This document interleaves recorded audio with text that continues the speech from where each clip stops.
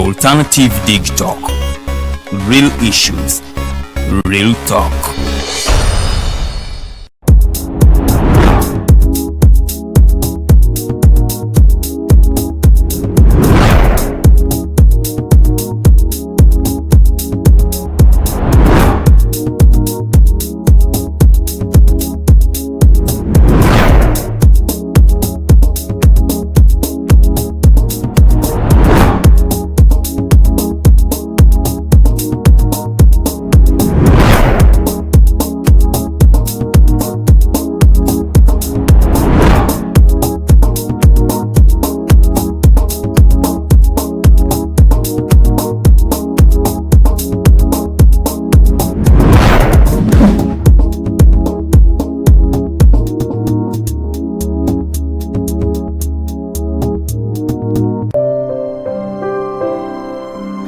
Hey Ugandans, I'm Lieutenant Colonel Dewa Kiki, the Deputy Defense Spokesperson and actually the Deputy Spokesperson for the Uganda People's Defense Forces. I was hosted on Alternative Dig Talk. I encourage all Ugandans that this is the way to go. Always watch, participate, give your views and ask questions on Alternative Dig Talk. Dig Talk, the way to go.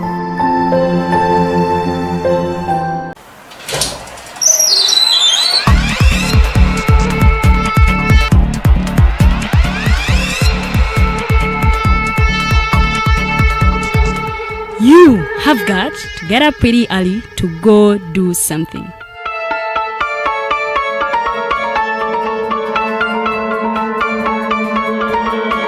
We are the Alternative Dig Talk.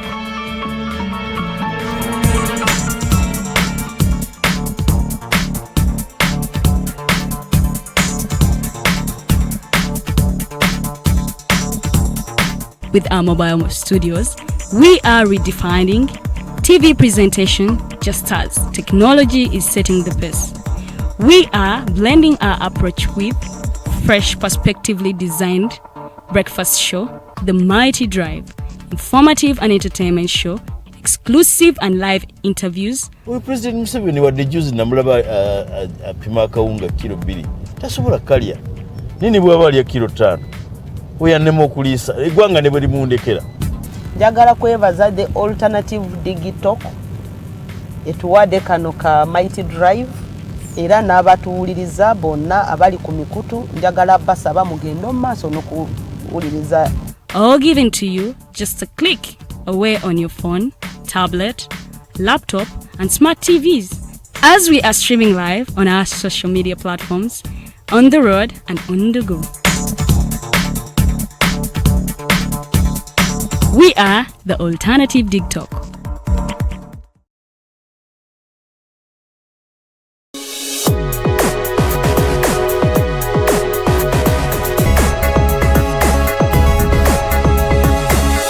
The Alternative Dig Talk. Real issues, real talk.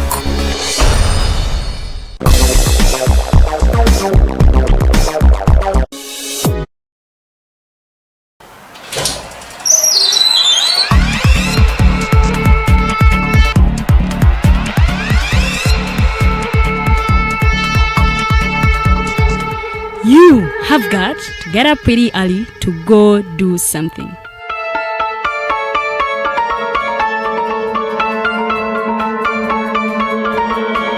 We are the Alternative Dig Talk.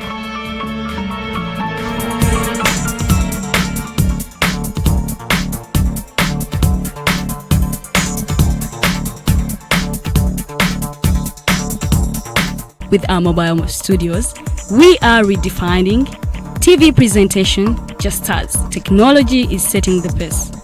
We are blending our approach with fresh, perspectively designed breakfast show, The Mighty Drive, informative and entertainment show, exclusive and live interviews. We President Museveni wadde juzi namulaba apima akawunga kilo 2 tasobola kalya nini bwaba alya kilo 5 oyannema okuliisa eggwanga ne bwe limundekera.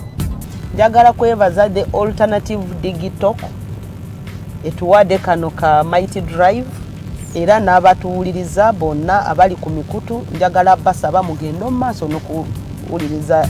All given to you just a click away on your phone, tablet, laptop, and smart TVs. As we are streaming live on our social media platforms, on the road and on the go. We are the Alternative Dig Talk.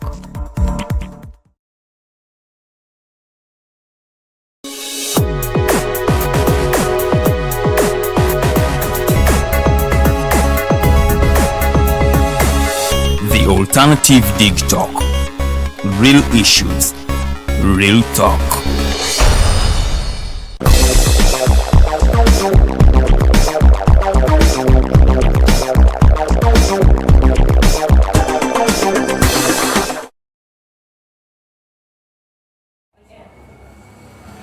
Dakika ziri mwenda zizakaita kusaawa mu yakongezi konna kuno olwaleero mbalamusizaako yonna gye musinzira okubanga mutulaba abatulabira mu ggwanga Uganda awamu n'ebitundu by'eggwanga ebyenjawulo mbabuuzaako nti musiibye mutya ate era gyonna gye mukozeeko engalo mugyebalireko nnyo nnyini ddala. Amannya gange nze Omumbejja Luwedde Lilian era nga eno program The Voltage masannyalaze gennyini nnyini ebeerawo olunaku lwa Monday n'olunaku olwokutaano ebeera ssaawa emu yakawungezi ate mpaka ssaawa 3 ez'ekiro. Mwenna abatulabira mu bitundu by'eggwanga ebyenjawulo bamikwano mbaniriza nnyo nnyini ddala. Mwenna abafunye amasanyu ag'enjawulo mu wiiki muyogeyoge ababaka ba paalamenti abalayidde nammwe muyogeyoge okuba nti mwatuuse kukula eryo ate munnange okuba nti mwalayidde naye ebeera achievement y'amaanyi nnyo nnyini ddala. Bwe muba nti mwalondebwa nga ate musobodde n'okulayira ebeera achievement y'amaanyi nnyo nnyini ddala. So kirindiriddwa kwe kulaba nti muweereza abannayuganda ate abaabalonda ne babateekamu obwesige ate era ne babaweereza mu parliament okuba nti mubateeseza ensonga zaabwe. So mbaniriza era mbaniriza nnyo nnyini ddala.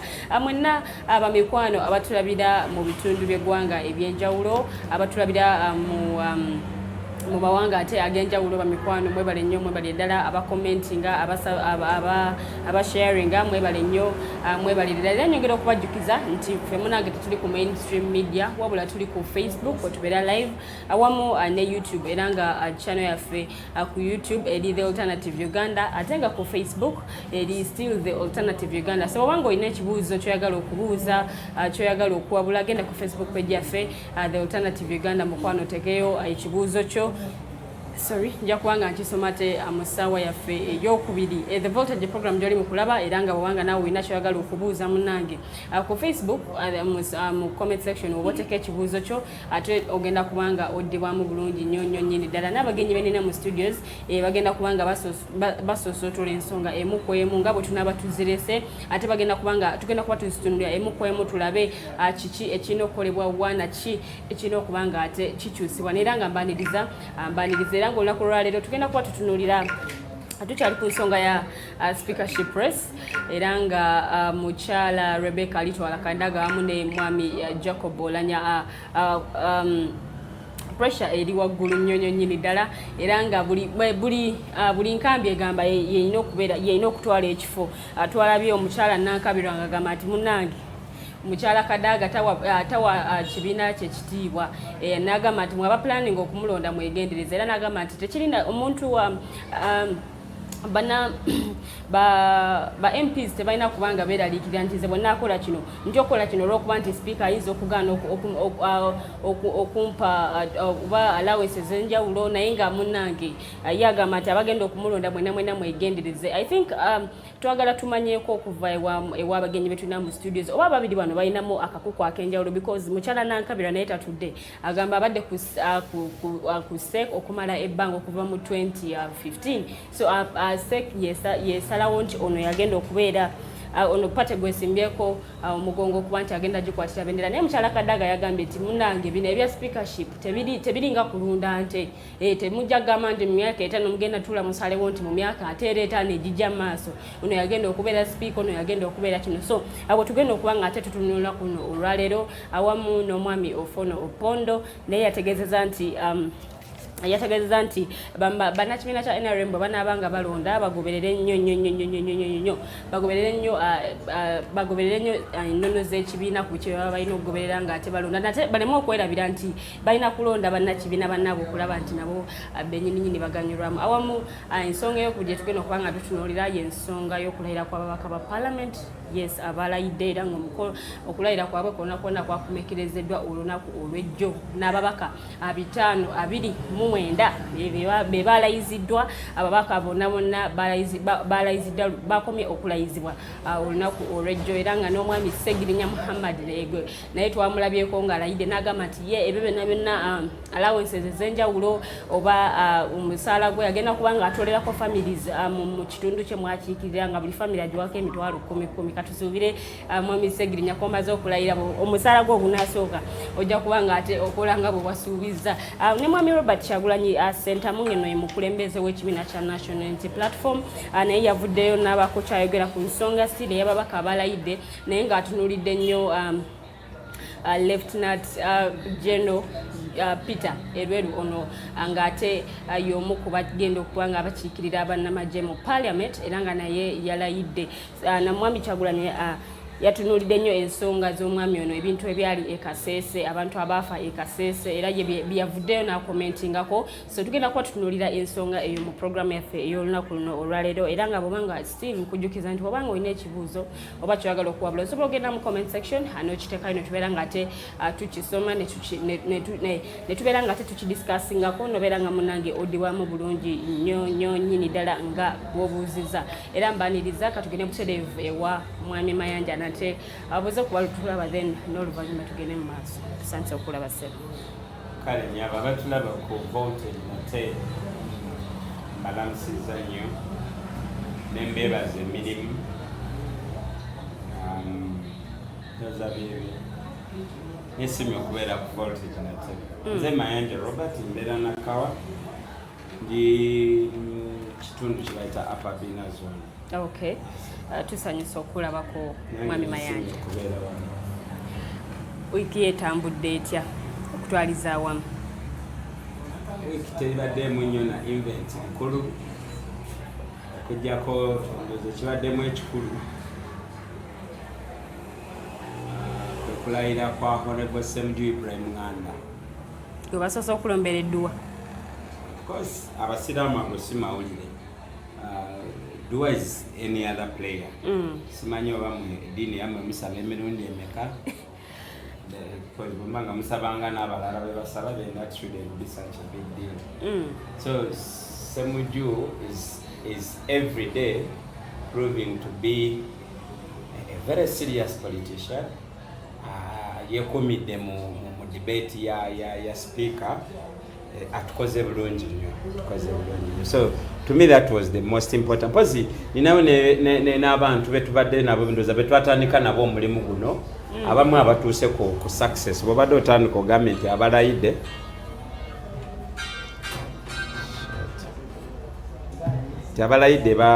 it's also an achievement. So chairman Jimmy Kanabi awangudde era alayidde bakansalazi bangi nnyo naddala bava mu kibiina kya Forum for Democratic Change tufunye ne kuba speakers ate nga numbers zaffe abasingamu obwengi baali balowooza nti bw'otaba na numbers tolina kyosobola kukola. Speaker wa Jinja Municipality agenda kubeera wa FDC. Yeah, we are still doing very well. Ekibiina nga kyo kikolera ddala bulungi. Nze nindiridde nnyo okulaba politics wa KCC. Ekinabera ku nze wentunuulidde kulaba bano ba Moshimos abadde backup artist ebiseera ebisingamu muyimbi si backup artist muyimbi abadde backup artist bino ebigamba sinze nabi bino si byabufuzi bye bweyita ze backup artist batalina luyimba n'olumululwe so yoreeza awerekera ku balala takolangako layini zisukka nnya mu luyimba naye kakati road kansala bebagenda oteeseza ekibuga ekikulu ekyeggwanga abannayuganda bamuteekamu obwesige nga bamukiririza nze focus yange egenda kubeera nyaawo kubanga manyi amayengo agali ku KCC manyi ebintu bingi ebiri awo so ngenda kwetegereza nyaawo nzera we ninze omulundi guno FDC temuyinaawo bakansala bangi abasingawo no fe nagamba FDC ekigambo bangi oba batono tetukimanyi. The question is, do we have anybody from FDC? Nakugamba nti omuntu wemu FDC omu yenkanankana ab'ebibiina abalala 10. Bwokwata FDC omu FDC omu Mwami Mayanja otozalaye? No, sikuzalawe, it's a reality. Wetaaga FDC omu abe mu 34. Wetaaga FDC omu aba DP 57. Naye ate NRM bw'ekiba tutunuulidde ababaka bali mu parliament NRM basinga ababaka. So bw'obanga ogambye nti omu akiikirira ennamba ennene then awo otusinga ababaka, but for the last 15 years ababaka abo FDC n'ennamba zaabwe entono tubadde nga tubawa okutuuyanira obusente bwabwe. We have given them a very hard time. Nti abamu baatuuka ne bakkiriza nti omulimu gwabwe gwokka mu parliament kwe kulonda. Ebisigadde ebirala ne bakkiriza. In fact n'abamu ku bakulembeze b'ekibiina ky'NRM, chairman w'NRM awuliddwako ng'agamba nti bano ab'FDC bajja kujja boogere nnyo ab'NRM balonde. Era mu campaigns ezimu n'agamba nti temufaayo ne waba tabitegeera bulungi ne waba teyasoma nnyo. Kasatu tunamuzukusa n'alonda bano ab'FDC ebya debate bajja bikola. So ensekkiriza nti for us it's not only numbers, for us it is substance. Nkyali musanyufu nti ekibiina kyange ebbanga lino lyonna netufunyeyo mubaka akyalengingibwa ku academic ground. Waliwo ekibiina ekipya ekyakajja mu kazannyo kano, ababaka baakyo 2, 3, 4 bavunaaniddwa dde empapula bwezigattagatta teziwera. Naye mwami Segirinya yalayidde. Of course okulayira kirala, okulayira omuntu alayira olwa declaration ya electoral commission then ne gazette. Ate nga court tenaba kukola an alternative decision then okulayira kono tewaliwo ekikugaana. Okulayira ffe si kikulu nnyo wabula ekikulu bw'omala okulayira what next. Abamu bajja kuba bagenda mu induction, abamu bagezaako okuputting in place a research team enebayambako okukola successful legislation, abalala bajja kuba badduka mu chambers z'abalooya. Waliwo omu tanafuna abalooya kumuyambako filing a defense naye yalayidde. Naye ng'omusango gwe gye guli. Waliwo omulala abadde agezaako process y'omuwabiro gifrustrating n'obusente naye era naye amaze kimutuulidde. Abenansa naganda bajja kumulaba nga atuuyanira mu kudooku nga bamubuuza amasomero gye yasomera n'ebye yasoma biki bye yawangula. So abantu abo baba tebalinaako ba obi naba oji kujja kuba defending. It is not a requirement. Etteeka erikola ku byokulonda teryagala ba obi. Disaba olupapulo olutenkana nsawo ya cement kuzitowa.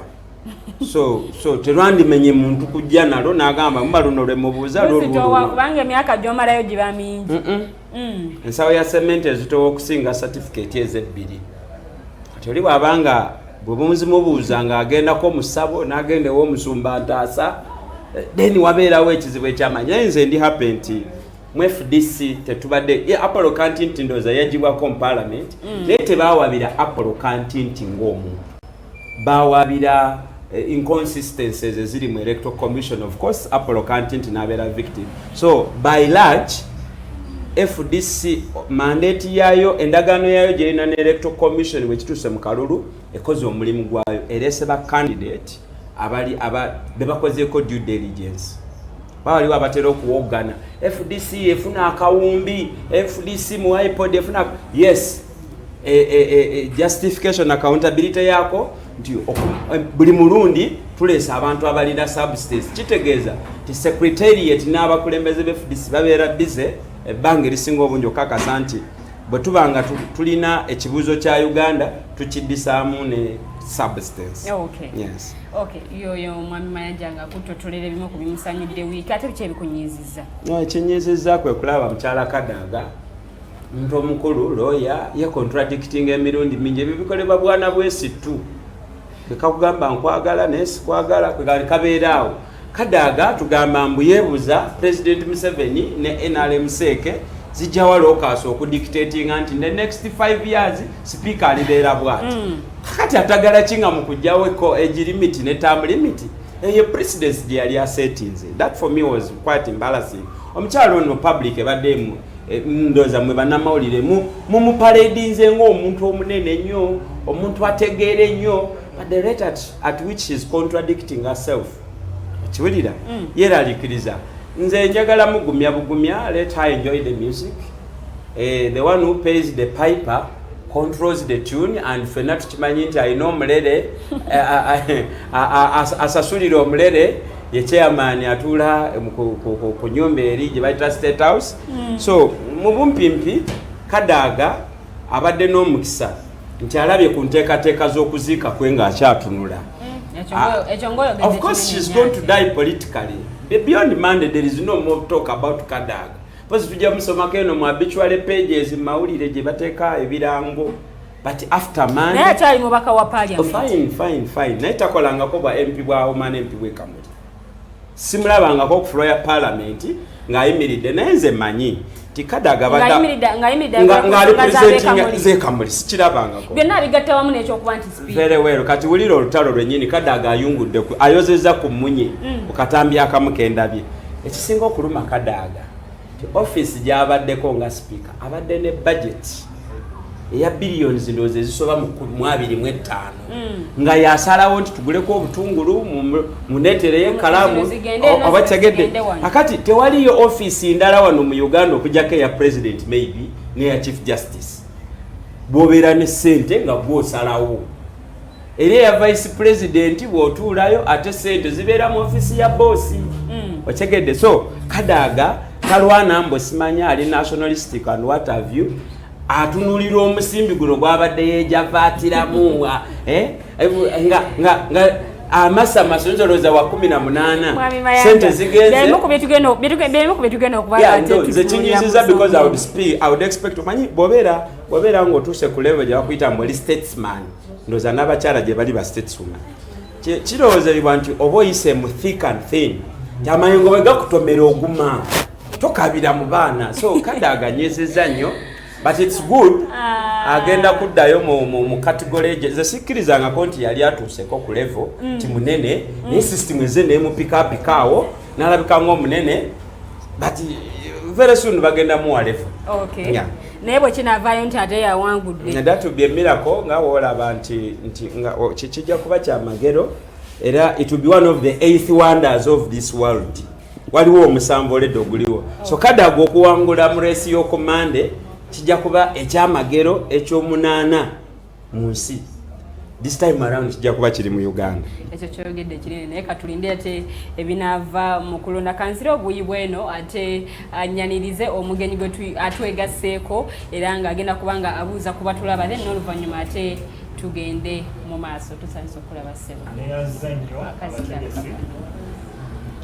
neyanze nnyo okunkyaza okujja okwogerako eri eggwanga kozi amanya nze egoye Marvin Stewart nga ndi mukulembeze mu structures ez'enjawulo era nga nkulemberera abammakindi wano neyanziza nnyo okunkyaza neyanzenge tusanyusa okulaba ku voltage nkiwagwe guno omulundi gwe ogusookedde ddala okubeera naffe bwekiri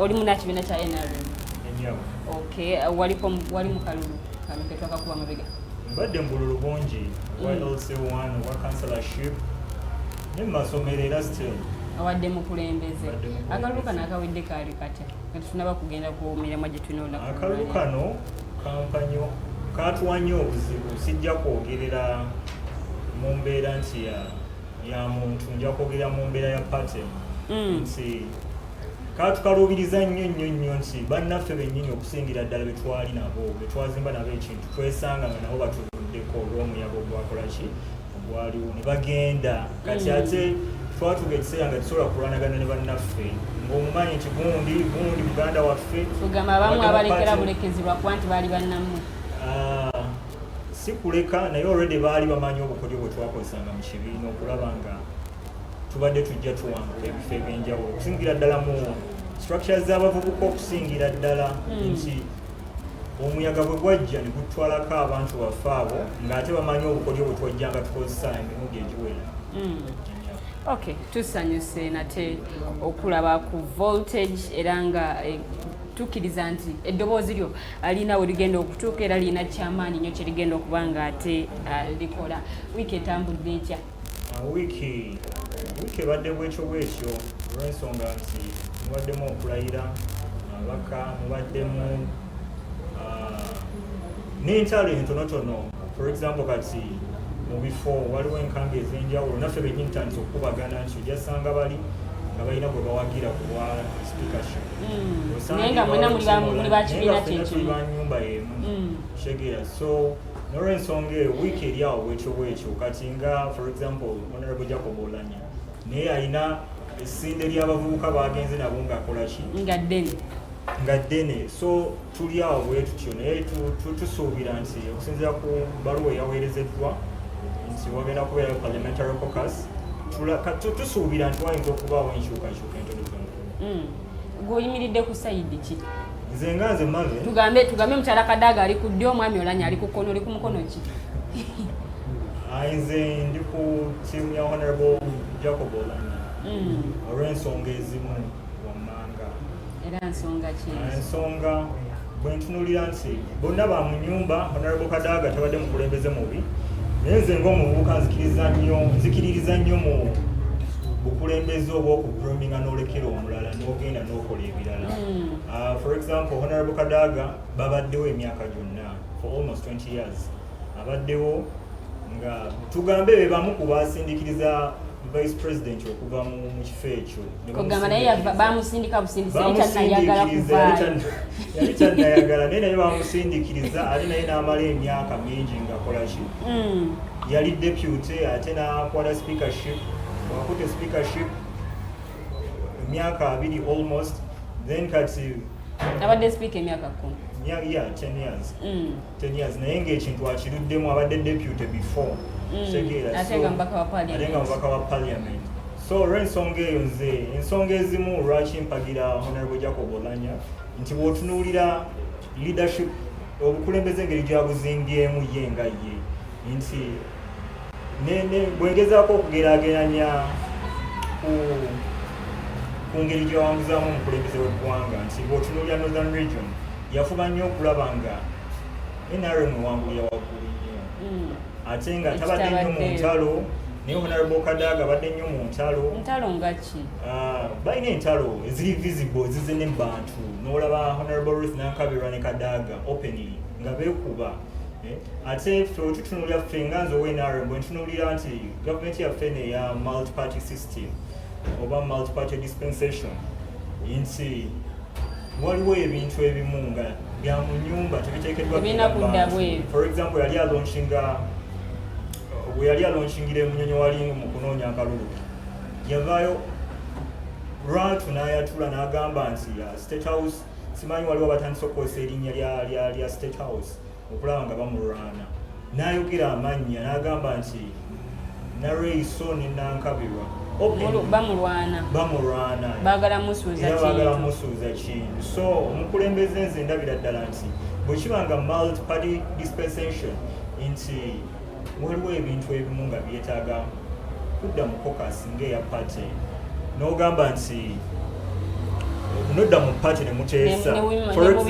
For example kati ojja kutunuulira oba party tekoze kimala kuyita abantu bano kubatuuza kumanya nti okay gwe ensonga yoyo naawe ensonga yoyo ne basobola okuba nti buli omu atebulinga ensonga ze nekirabika nti party ebayamba okuba nti baziresolvinga. Anti entalo sijja kubalimba nti NRM yennyini nayo mulimu entalo within the party. So sawa zino mediator abeera his excellency ate chairperson wa party kati bw'anaabayita ate bagenda kutandika ebigambo ebya lwaki naye ng'ate waliwo akakiiko ak'okuntikko. So nze mbadde nsaba nti katusuubire engeri mu omukulu gye yabayise mu State House for the parliamentary caucus ndowooza wayinza okubaawo omwagaanyi okulaba nga bateesa nebalaba ekyokukola ntale entonotono ezo eziri mu kibiina nezikola ki nezivaawo. Okay, ebyo byennyini bye tugenda okuba nga ate twogerako mu mulamwa gwaffe ogugenda osooka still tukyali ku speakership press the voltage program gy'oli mu kulaba nyongera okujjukiza gwe alina ekibuuzo Facebook page yaffe eri The Alternative Uganda kugenda n'oteeka ekibuuzo kyongera kuba nga ate ekisoma mu ssaawa yaffe ey'okubiri.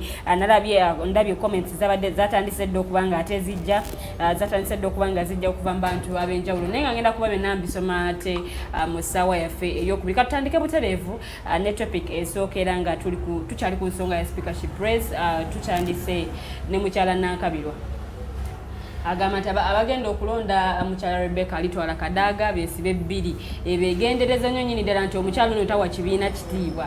Ngenda kutandika naawe munda kibiina kya NRM ogeze n'oyogera nti balabika balinamu obutakkaanya obw'enjawulo.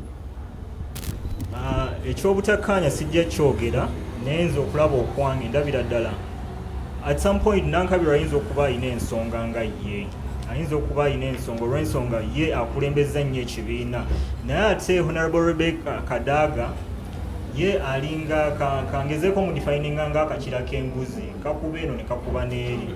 Anti kati bwabeera nga speaker alina okuba nga asavinga bannakibiina n'abatali bannakibiina naye nga bwe ngendo kiddamu nti ffe tulina principles zaffe ze tutunuulidde ffe ng'ekibiina and of which at some point it's a multi-party system nti waliwo at the end of the day alina okuwa accountability bwadda mu kibiina nga tuvudde mu biina ebya parliament alina okudda mu kibiina aweki naye yawadde nnyo bali ab'opposition omwagaanya okulaba nga bagezaako penetratinga agezaako okulaga nti ye nga bwe ŋŋambye nti kakira kambuzi akuba eno n'eno talina ki talina mugongo ng'ate yeerabidde nti yagenda okuyingira parliament ng'alina java alina the denomination nti nze ndiwa yellow ndiwa NRM so bw'awadde bano omwagaanya nti ne bwe kuba kuteesa mu parliament weesanga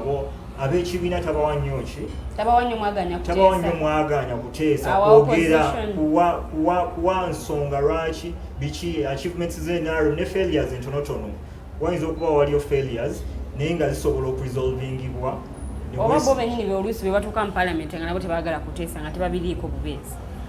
Ekyo sikiinaako bukakafu naye nze ndabira ddala nti NRM egezezaako grooming abaana. For example bw'otunuulira aba youth MPs bw'otunuulira abaluguma Edson abaana babadde mu kintu babadde mu National Youth Council bazimbiddwa nti egezezaako nnyo okuzimba abaana abagezezaako penetrating into kampa example ya Honorable Nyoko Derek owanu eyawangula Makindye East nti abaana babadde mu kintu bazimbiddwa bulungi ne weesanga nga ebyo bye yayiga byakozesezza okulaba nga penetrating into the other side. Okay. Mukyala ogambye mukyala tomanyi tokakasa nnyo bya mukyala Nankabirwa na mukyala Kadaga naye wabanga yavaayo bwe yali anoonya akalulu ke n'agamba nti abamulwana kuliko ono yayogera Honorable bambanga mutandise kweyuzayuza ng'ekibiina kino ekifaananyi ekifuluma wabweru mwe mulowooza bannayuganda bo bakitwala batya because bamba nti mweyuzayuza ono agamba ono n'alangira ono n'alangira ono n'alangira ono ekyobutakkaanya n'okweyuzayuza bibaawo ne mumaka bibaawo ebyo ne the better ways of resolving such incidences wezibanga tulina akakiiko akakola ku nsonga ezo tulina akakiiko bannakibiina abamu tebakkiriziganya oba tebalima kambugu nti oba akakiiko tulina akakiiko tulina obuvunaanyizibwa secretariat yebwina okulaba ng'etuuza different people abo nebatuuza buli omu naawe ensonga ze lwaki bakubagana then bwe biba biganye nga bisajjusa era ne national chairperson abiyingiramu yenga ye n'abayita n'agezaako bakkakanya nga luli nti waliwo era obukuubagano obwaliwo in between between Honorable Jacob Olanya ne era step down for so and so era ne baresolvinga era ekyo kyali even evident in parliament nti chairperson wa party ate nga yemukulembeze w'eggwanga yalabika najja openly in parliament okulaba nga bakola balonda era byonna ne ku mulundi guno sikakasa ne tomanya tomanyi olw'ensonga nti bakama banga abo ku ntikko eyo be basalawo ebisinga basalawo ebya party. Okay, tweyanziza nnyo tweyanze still ku nsonga eyo wenjagalira okubuuza ku bya mukyala Rebecca Litwala Kadaga yagambye bwe kiba nti seke tusobola okutuula emyaka 5 emabega nesalawo nti mu myaka 5 mu maaso ono yagenda okubeera speaker lwaki bakikola ne ku ky'omukulembeze w'eggwanga. Ekyo sikinako bukakafu olw'ensonga nti tetwaliyo nze ng'omuntu saaliyo bwe kiba nga seke yatuula tetulina bukakafu nti seke yakola ki yatuula negamba nti speaker ajja kuba Kadaga kuba just of recent era Honorable Jacob Olanya naye yali ayeekwasa ekyo tugambe team anti kati mu mwaka guli bamugamba kati gwogiro stepping down lekona akole ki lekona asoka atwale amalire emyaka gye 10 naawe ojja kujoja kyetwadde tugezaako okuyisaawo naye tewali bukakafu bulaga nti nno baateesa ne bagamba nti you step down nti ogujja gwogenda okukola ki. Okay, katuddeko ewa mwami Mayanja still ku nsonga za mukyala Ruth Nankabirwa ne mukyala Rebecca Litwala Kadaga okwekuba ebikonde abamu bazita KO gwe ensonga eno ogyogerako ki? Hanze bandetereka soda nywe baleete n'ennyama enjokye ng'olaba ng'abasezi nga balwanira omulambo ng'owosi eyafudde okola pate tewaliwo kipya. One, bwe baba balwana, it is a national resistance movement. The DNA is violence, not dialogue. So they are doing what they must do.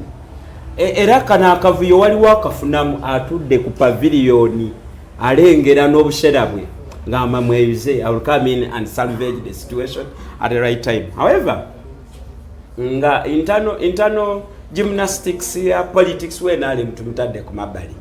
These two gentlemen, both Kadaga n'Olanya, babadde mu kazanyo kano okumala ebbanga ddene nti emboozi yaabwe tetusobola girekera ku internal bickering za NRM zokka. Whether sex sat or it did not, one, Nankabirwa is authoritative enough to communicate on behalf of that thing called the NRM. Right? Now, tewaliwo okufefe nasobola kuwakanya bigambo bya Nankabirwa, but also from experience manyi abantu ababeera n'ez office outside the political babeera n'ez office in political parties ne babeera ne offices endala ennene outside the political party. Now the irony is offices za political parties tezibaako musaala, zibeera voluntary.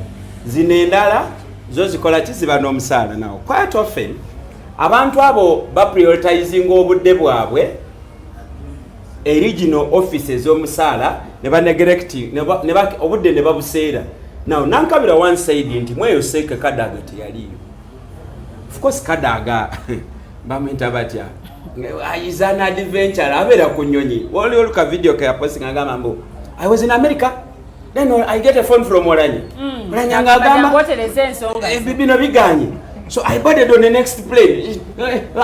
Alinga conductor wa nnyonyi tava ku nnyonyi. Now what I wanted to drive home is nti nga tujeko ebyobufuzi byabwe ebyomunda mu NRM. Of course bayina club yabwe yabasezi be bamanya ani ali omutwani ali ebigere. That is entirely their business, but let us now critically proportion responsibility kubona.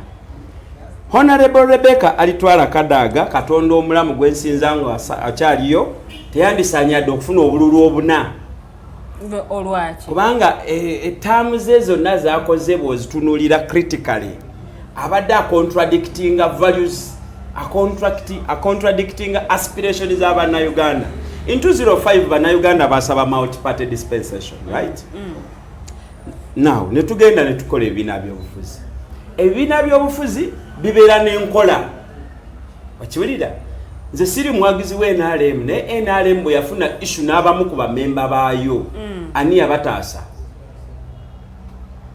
Kadaga desperate for cheap popularity yalemesa NRM okubeera ne control ku babaka baayo n'abafunira obutebe obwerugamu overcrowded parliament n'abadumping omu.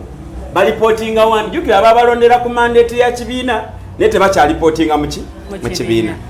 Abadde era Kadaga ono ono Kadaga alitwala era byonna bitutte parliament agifudde nnyo ekifo eky'okuzanyiramu katemba kitegedde institution y'Abannayuganda agipersonalizinze naye ate bwe tuba tunenya Kadaga n'olanya tulina omuyambako because muno mu Uganda tulabyeko ba gentleman Muganda Stewart nga bw'aba alina kyakkiririzaamu ne mukikompromisinga kalizayininga bino kada olanya n'ebyavaayo atukabirire the speaker is overwhelming buli kimu yakikola mwami olanya yagambye agenda kutereeza parliament ninga parliament wabanga kitundu bamanya mbaka waliwo omwami gwenjagala ennyo linnya leraba bwendyerabira yali oba mukesisi oba era yali mu parliament during CA Waswaziri Twawula for me ye role model wa the politician in me bw'aba takkiriziganya na kintu abaviira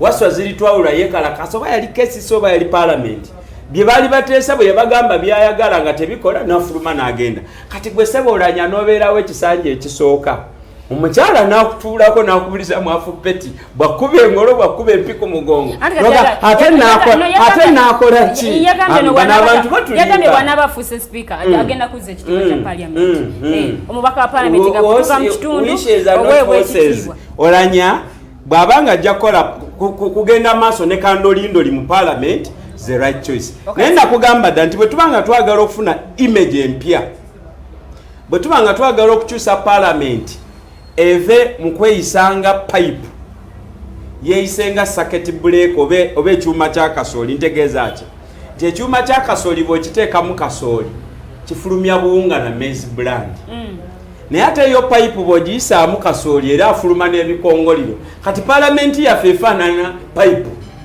ebintu nga bwe bijja bwe bikola ki constitution tugikwateko haleluya tugikwateko ng'ekyo kiyita tweyongeze omusolo twongeze omusolo tweyongeze sente yadde abantu badde mu lockdown aya basi ng'ekyo kikola ki now that can't be a parliament so batubanga twagala okukomyawo parliament biriwa payo bibiri okweyongeza miliyoni 29 nga abantu bali bafa enjala mu mizigo nze manye wange mu butabika abantu balina ekizibu kya lockdown tebatambula amazzi gabayingirira mu mayumba n'emmere tebalina ababaka ne beeyongeza miliyoni 29 bazirya ne bagirlfriend baabwe ate nabo baali mu lockdown zosite abamu kubazirya mu kaluka bamegibwa omwami Moses Kasibanti kankubulire akawunga okay Moses Kasibanti naye abalonzi bamwebaza mu kubakalu kivala Uganda eri fani abalonzi bamwebaza mu kubakalu ntegerekesa so mbadde nkusaba bibiri parliament byogyebazaako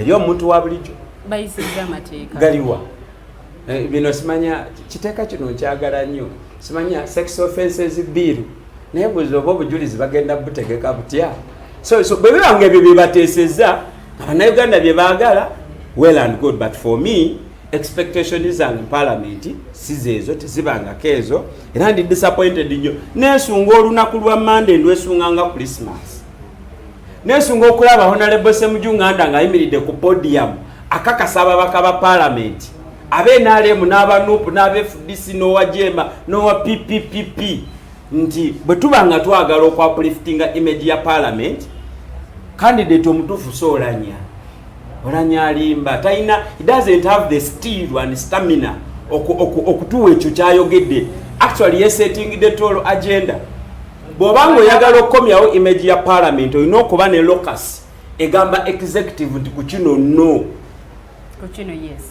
for instance Kadaga amaje gayingidde mu parliament bagayita mu kituli kisimanyi okiwulira Kadaga yetegudde bawe wenyudde bazaako ebikonde sirabanga kugenda kuba ngumi nga Katuma bakubye bali nakomawo nasiyalinga another speaker will suspend parliament for 2 months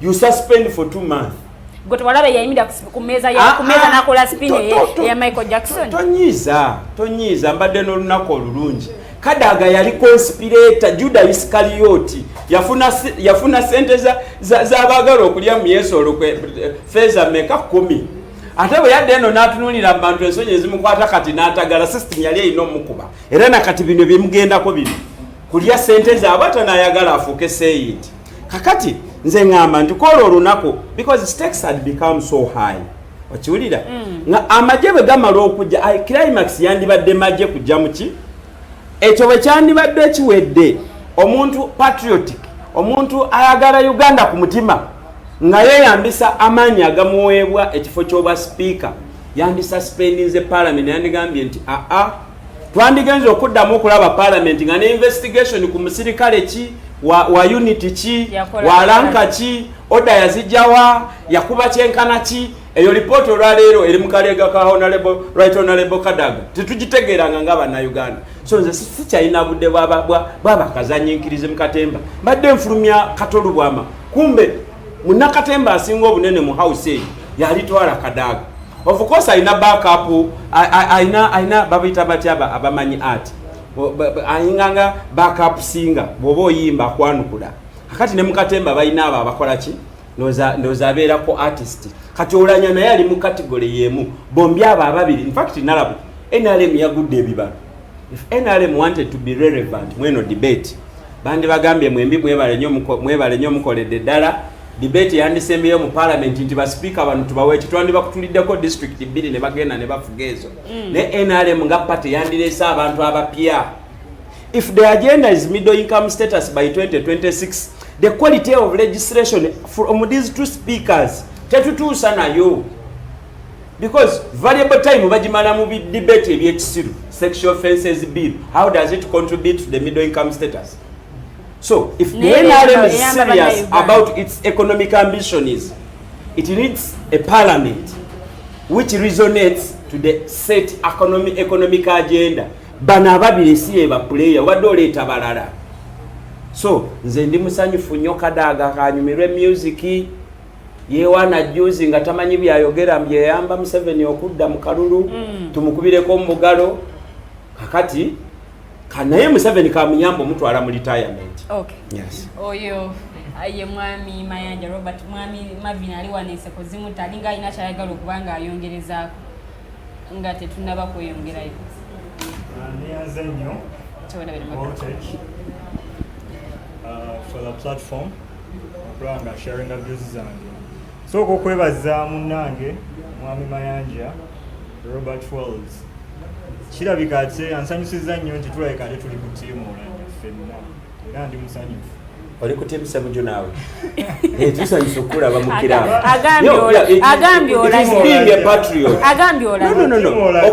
okubeera n'omutima gw'eggwanga tekitegeeza kugondera biragiro bifu naawe kennyini okimanyi okusinziira ku nsonga zawadde ndabira ddala tulina omulabo conclusion yange nakugambye nti both Olanya and Kadaga bali mu kasero ke kamu bw'ojjawo Kadaga n'okomyawo Olanya oba okubye ekiraka ku kiraka naye nga ssaawa zino tulina empologoma ezo ze ziri mu nnyumba tulina honorable Olanya ne Kadaga Ssemujju Nganda tomanya omuntu yenna abeera n'okwagala n'agaana naye kangezese naye essaawa zino wetwogerera asirabawo obusobozi yadde ne chairperson w'ekibiina kyaffe yavuddeyo n'agaa nti buli muntu ayagala okontestinga yo free gendo gyeyo empapula era mwakirabe bulungi ekyaddondo nga avunaanyizibwa ku byokulondesa agamba nti ffe tutuseetinze era okutandika n'enkya era kyatandise and of which we are the majority in parliament kubabaka bonna so honorable Ssemujju Nganda kirungi to express interest. Stuart, there is a precedence which has started being set. Jinja municipality FDC inayondoza bakansala nga bana okiwulira the speaker of Jinja municipality is an FDC candidate. Hoima municipality FDC badde ne bakansala babiri okiwulira omu ne yesimba kuba speaker nafuna obululu 9 oli nafuna obululu 12 bwe kibanga kitandikidde ku nkiiko ezentono you are in for a shock. Come on man. No, I can't guarantee that. Sijja gamba nti we are in for a shock. Nenze ntunuulidde abantu bameka babiri ntunuulidde Right Honorable Rebecca Kadaga ne Jacob Olanya and of which kino nkyogera nkikkaatiriza nyam for team Olanya olw'ensonga ezimu ze namenye n'ebirala nti we ngambidde nti we are the majority omanye akalulu kankayita ka electoral college kazibuzibu nti tomanya ani and of which parliament bagyonoona kati ayogedde ku muzanyi wa katemba nti kati Kadaga parliament agifudde yakuzanyiramu katemba twalabye Honorable Segirinye ennaku zino zonna tabaddeyo ne nasesensekejjo nga nabadde ku TV ne mulaba nga kamera zimukubamu ng'asooba mpola nazzemu omwekanga era ng'omukosefu bw'abe ali mu kulayira which is okay nti okulayira kwo ensonga ziri mu kooti parliament buvunaanyizibwa waayo okulayiza buli muntu yenna oba yayitira mu kadirisa oba yayitira mu luggi oba yabuuka buboosi buvunaanyizibwa wa parliament okulayira bwe kibanga bakakasa bo nti ye mubaka so ebya kooti byo bya kooti era saawa zino Honorable Segirinye ye mubaka okuba yamaze okukuba ekirayiro ye mubaka omulonde naye nga tuzzeeyo nti ku mulamwa guno gwa Right Honorable Rebecca Kadaga ne Jacob Olanya nze ndabira ddala nti if you make a comparison bw'ogezaho comparinga nti ani alina high stakes saawa zino nze ndabira ddala nti Jacob Olanya alina higher stakes nti okutandikira ku nomination we nominating for that position of speakership nti alina regime y'abaana ne mukyala Kadaga ina abalonzi oba bafuyi bavuzera naye abafuyi bavuzera nabo wesanga nga you're winning some people okujja ku side yo at the end of the day these people not to bamanye engeri you're playing their cards rightly for example bw'otabula entalo eziri mu masekkati ga Nankabirwa ne Kadaga aye novaayo openly then you start mentioning names n'ogamba watandika n'ababaka 10 oyina amanyanga g'okoze mu parliament oyina amanyanga g'okoze nga speaker nti ebintu ebimu ye ebya party yabivaako nti avuga kiki okupulirizinga bali opposition apulirizinga. Our biggest problem is Yoweri Kaguta Museveni, and here is this person who confesses nti amukolera byonna by'abamusabye. Of course, the age limit is one of those things. No. I think Museveni. Katsoke awo wenyini wosimba kati tusoke tumale okugenda mukuumula muko katona tugenda kwa tukumawo musawo yaffe y'okubiri tukyali ku speakership race era nga bw'obanga olina ekibuuzo kyonna kyagala okubuuza osobola ogenda mu comment section ateekayo ekibuuzo ekyo ate ngenda kubanga nkisoma ate musawo yaffe y'okubiri. The Voltage program gyali mukola bakatsoke tukola katenonyo bwetuti ate muvaawo tukomawo.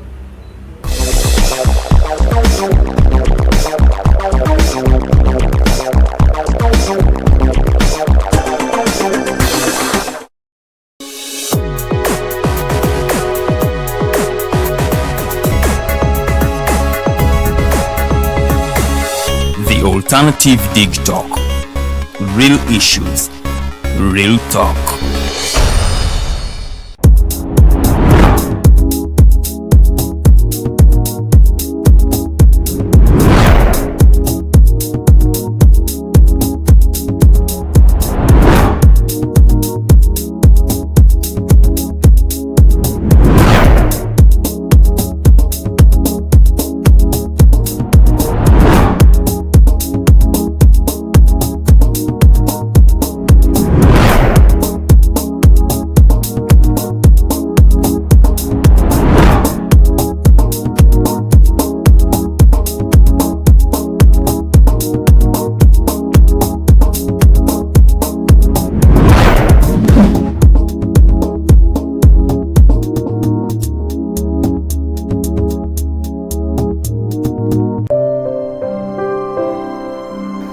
Hey Ugandans, I'm Lieutenant Colonel Dewa Kiki, the Deputy Defense Spokesperson and actually the Deputy Spokesperson for the Uganda People's Defense Forces.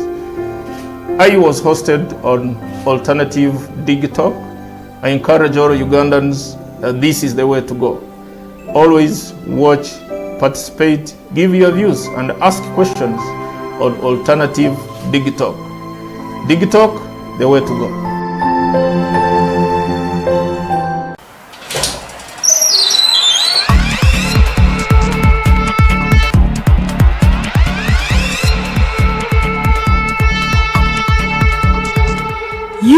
have got to get up pretty early to go do something.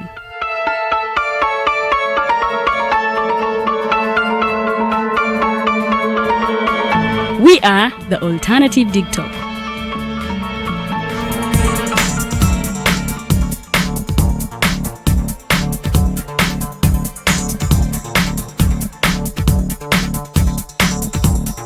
With our mobile studios, we are redefining TV presentation just as technology is setting the pace.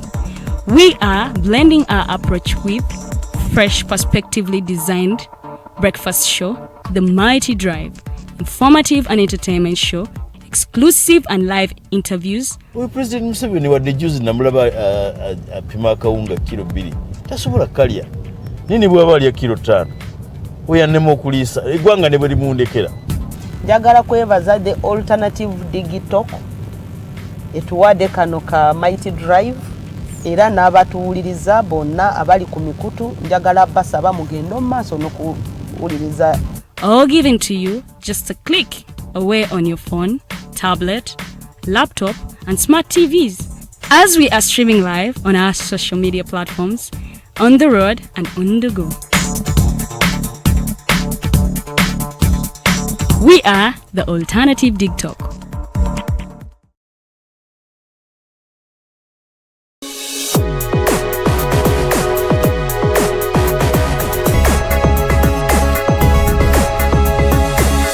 The Alternative Dig Talk.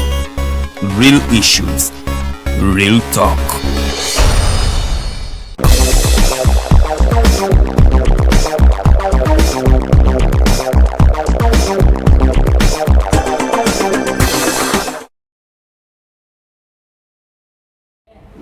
Essaawa ziwedde ddala 2 ekiro ky'olunaku luno olwaleero tukyagenda na maaso the voltage program gy'oli mu kulaba era nga nnyongera okubajjukiza nti programu eno ebeerawo olunaku olw'emmande n'olunaku olwokutaano eba ssaawa emu eyakawungeeza te mpaka ssaawa 3 ezekiro. Twogera ku bintu ebyenjawulo era nga twogera ku bigenda mu maaso mu ggwanga, twogera ku nsonga z'eddembe ly'obuntu, twogera ku nsonga z'abavubuka, twogera ku nsonga z'ebyobufuzi n'obukulembeze bw'eggwanga Uganda, twogera na ku bintu bingi nnyo ebyenfuna awamu n'embeera z'abantu birimu tutunuulira mu programu yaffe eno the voltage era bw'obanga owulidde kakengere kano nga kavuga ng'omanya nti ffe weetuli ate twasimbudde dda. Mwenna abatulaba mwebale nnyo mwebalire ddala, nammwe abataddeyo comments nazirabye dda ngenda kubanga ate nzisoma mu ssaawa yaffe eno.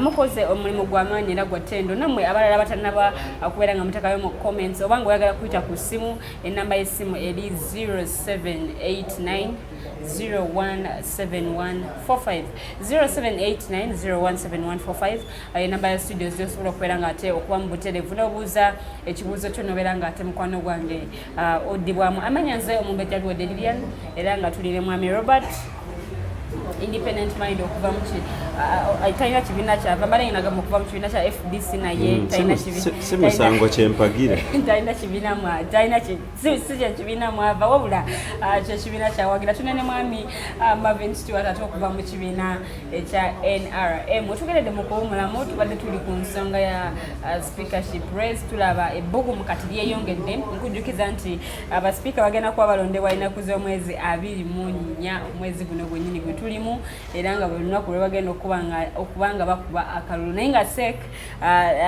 Central Executive Committee mu kibiina kya NRM bo bagenda tebanaba kubanga batubuulira omuntu gwe basimbyeko omugongo wakati wa mukyala Rebecca alitwala Kadaga wamu ne mwami Jacob Oulanyah era nga bano bonna bannakibiina kya NRM era nga bonna bagala kuvuganya ku ntebe y'obwa speaker wa parliament y'eggwanga erya Uganda. Mwami Jacob Oulanyah agamba nti ayagala kukomyawo ekitiibwa kya parliament ekyali kyagootana. Ayagala kuba nti omubaka bw'obanga munnange agenze mu kitundu bamanya nti omubaka wuunazze era nga bamuweera ddala ekitiibwa ava ku bino ebibaddewo ennaku zino nti omubaka bw'agenda mu kitundu asigala ng'omuntu wa bulijjo talabibwa nga mubaka. Naye nga mukyala Kadaga yabagambye nti bino ebya sipiika tebiringa kulunda nte. Sekita ejja kutuula egamba nti mu myaka 5 ono yagenda okubeera sipiika. Yagamba nti bwe kiba nti seke etuula okulonda ani agenda okubeera sipiika. lwaki tabakikola ku mukulembeze w'eggwanga kubanga balaba buli mwaka akomawo so emboozi tubadde tukyaliko nga tetunaba kugenda ate ku mulamwa ogwokubiri kasooka enzireyo ewa mwami Stewart nga gwe munnakibiina kya NRM mukyala Kadaga tolowooza nti ali mukwekubandoo because babanga agamba nti sek etuule esalewo nti ono yagenda okubeera sipiika lwaki tebakikola kuba president bwe baali bakimukolera ye nga ye teyavaayo kukwogera neyanza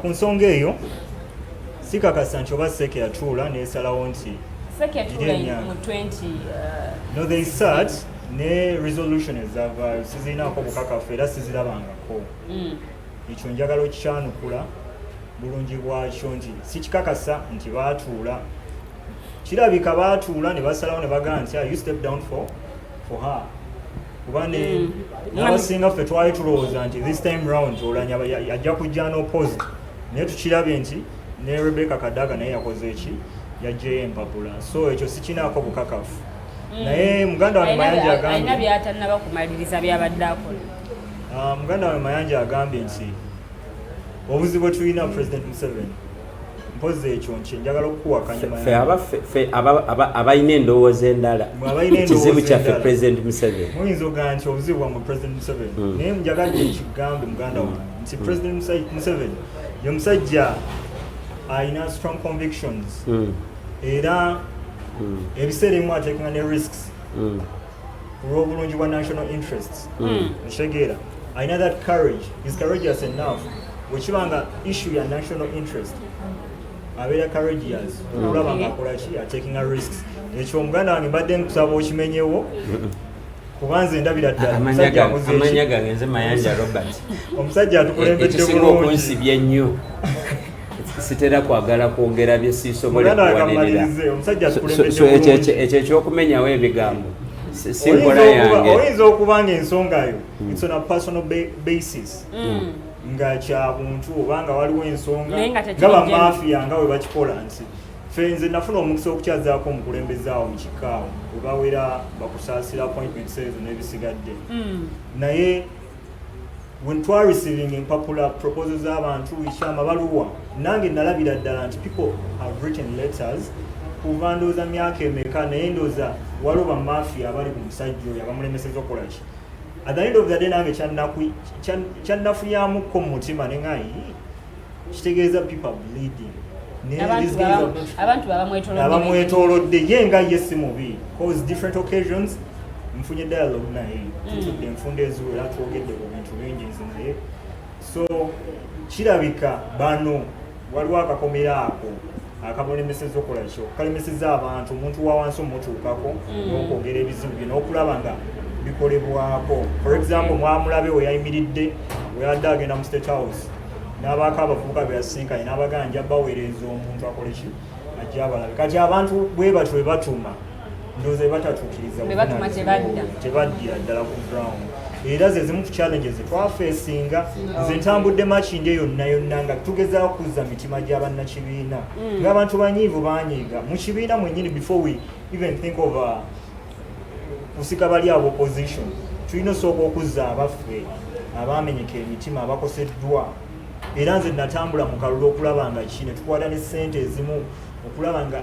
waliwo obusongasonga obutono nga bassentebe baffe balemereddwa abakulembeze baffe abamu mu paati bakoze eki balemereddwa nze ne secretariat yennyini waliwo twali entebe era nze Lumumba najja ne mugamba nti webale kujja tubuuzaako naye singa tubadde twetaaga twandibadde tujja kyaddoon naye leero tuzewa chairperson kuba nze ndi branch chairperson mu Kibuye 2 parish nga ku police ndi chairman w'NRM ku kyalo so nze namugamba kimu jangu tubuuzeeko nga mukama waffe naye naawe olina amanyanga g'ogira okola ki saawa zino asobola okubimaliriza ye mukulembeze w'eggwanga ate nga ye national chairperson waki w'ekibiina kyaffe so nze Museveni nga nze simwinaako ki buzibu era nina ensonga lwaki sikola ki simwinaako buzibu ne abo akakukulu akamwetolodde bantu omubabiri olinako obuzibu ninako obuzibu naffe tulina ani alonda akakukulu kano akakukulu ako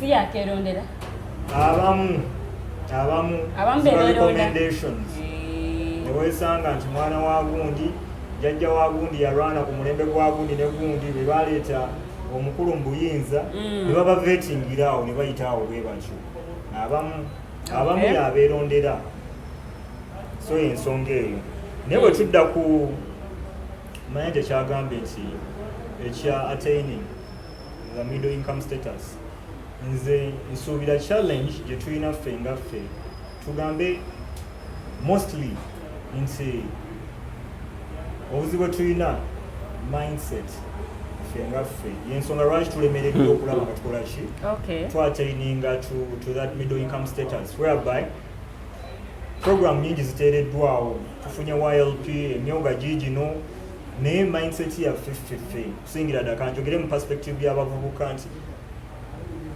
tetuvugumiziddwako kimala oba kugamu tetukoze kimala kulaba nga tukola ki nga program bwe zityo tuzenyumirizaamu era netukola ki netuzifunamu so n'olw'ensonga eyo mindset change era singa wabaddewo platform whereby young people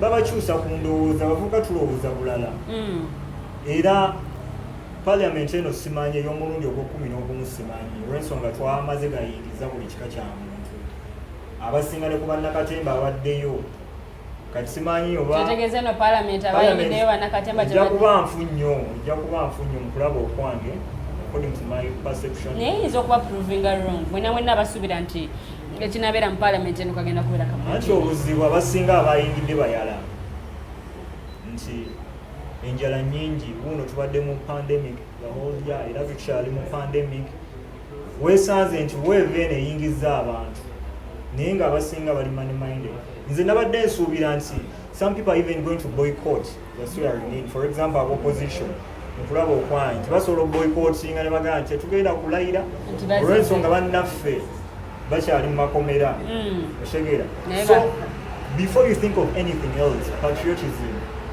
oba balowoozezza ekyo kyoyogedde ku patriotism oba balowoozezza ku bannayuganda abatali mu kkomera because bagenda kuba baweereza bannayuganda ate abatali mu kkomera ennamba eri mu kkomera ntono nnyo okusinga ennamba eri wabweru omuzungu yagamba nti nature conspires when you find your passion for example like bw'oyogerera mu perspective eyo nti ennamba esinga bennyini bwe balayidde abamu batandise beevumana bwevumana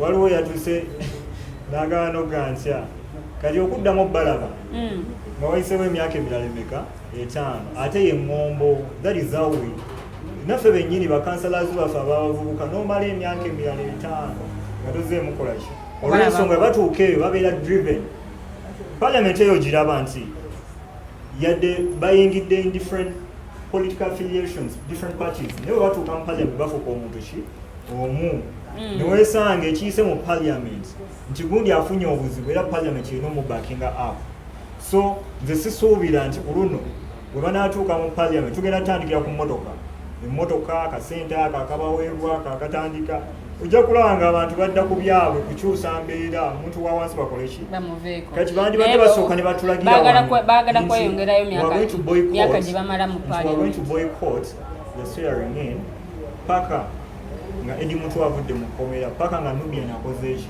avudde mu kkomera naye nagenza okulaba n'omubaka wange yennyini yagira nze ndi mu Makindye West constituency nga omubaka wange Sewanyana talina nakyakoze kuba naye abannayuganda be weewaka saawa zino si wano kankyogere bwekityo nti ye yabalakazize n'amanya nti ekyali kigenda omuyisaawo ekyo kinako obukakafu statement gyoyogedde nkinako obukakafu ekyo oyo ye mwami Marvin Stewart ng'ate ayanja ensonga zikansala obuyi buno anzireko ewa mwami Mayanja olowooza mwami Jacob Oulanyah asobola okukomyawo ekitiibwa kya parliament nga kijjawa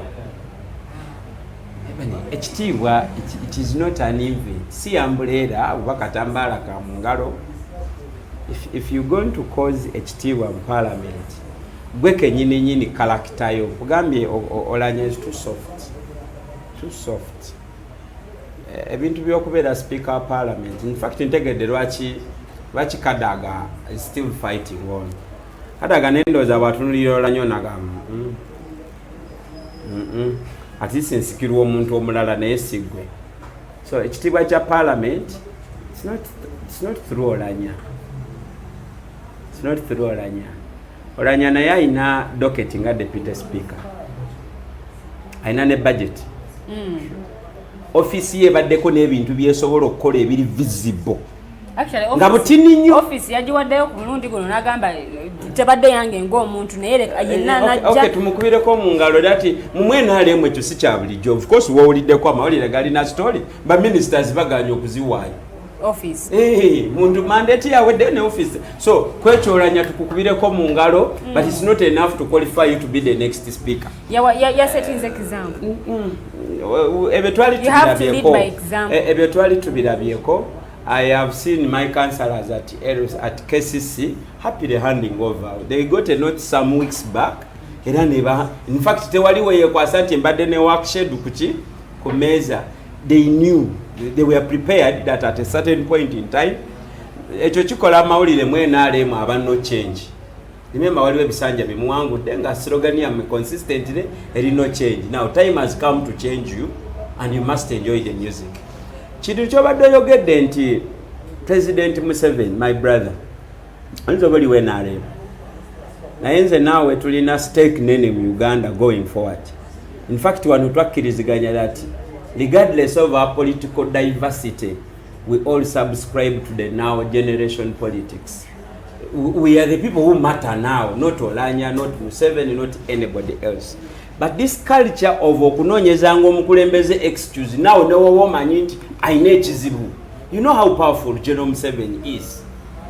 So kakati otugamba nti abantu bewamwe mu kiko ebizibu bye balina it's because of someone else. And you believe that? Bwoba oli wekanga tetuli ku TV zino kamera nyingi eza voltage. Do you also believe that? If you do, then this Uganda is in a very, very, very sorry trajectory. Wakitegedde.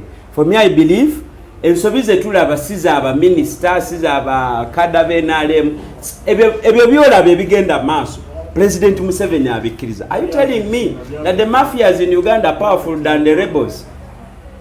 Are they? If the mafias are powerful in Uganda, then the mafias are a project of Museveni and the State House. Era government waliyo abalala abali commending. Nzife wano ebigambo tetubibikako. Of course fena tukimanyi nti President Museveni ayina co-president ye Mwami Salim Saleh. That no vets people era yabawa terms of reference. If they mess up, still it is the same family. So nze sirina budde kujano gamba nti kakati President Museveni ng'omuntu no. Eyo debate si yawa voltage. Akitegedde President Museveni should be held accountable like anybody else. Tetusobola kugamba mukadaga mubi Museveni ali wakiri bonna kyekimu. Akitegedde bino bi project byogerako bayibyewa YLP nawo manyi obimanyi. You must be active to know what's wrong with YLP. But also okimanyi nti model eyo y'okuwola keeping other factors constant teyina solution. It's just a patronage. It's a patronage scheme. Mpagira nkuwe. Okitegedde eyo gwe musayi gwa NRM. Era abamu bagamba kati ne Mayanja ayogera nnyo Museveni amulabye mbadde wano kuva 86 Museveni yajja nina emyaka eki. So bw'aba agulaguze nga ndaba I know the consequences. So nze nzikiriza nti President Museveni kyekizibu kya Uganda. Akitegedde maybe institutions endala zagadde okukola nezibadde suffocated by the president who is unfortunately is the appointing authority. Nayogerako down ku office ya IGG. It's because I've had the personal interactions n'omuntu eyali atudde mu office eyo omulamuzi Mulyagonja. I know her frustrations. I've also had an opportunity to interact with some ministers. Banange bano bantu be balonda kuba minister baba bagezi nganza atudde wano.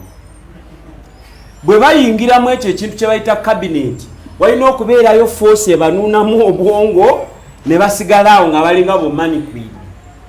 I have had ministers frustration nga babadde ne intentions ennungi eri dockets zaabwe eri ne bannayuganda ne system ne basuffocating. Ate kino si kipya. Once upon a time Dr. Besigye yaŋŋamba mu 1988 achallenginga President Museveni okudefininga citizen wa Uganda okusinziira ku ye bw'abyagala. Museveni n'amugamba agenda otukolere cabinet paper tuyambeko tuleta ideas ze tuba tusinziirako okwansalinga the question of citizenship. Then Besigye n'akola paper, cabinet neja approvinga, president n'agiteeka wano.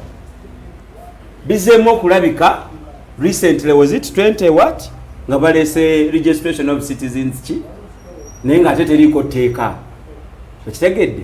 So President Museveni bw'ati Gilbert Bukenya talina musango gwe yakola okiwulira bwe bamuwa office ya vice president n'akimanya nti kiguumaza ng'ente eyo tenkuumi ye ng'omukulembeze omukujjukujju n'ayiyawo ekintu ekirala ky'abaakola okuderivalinga eri abantu n'ayiya okutambuza project y'okulima omuceere gwa Upland.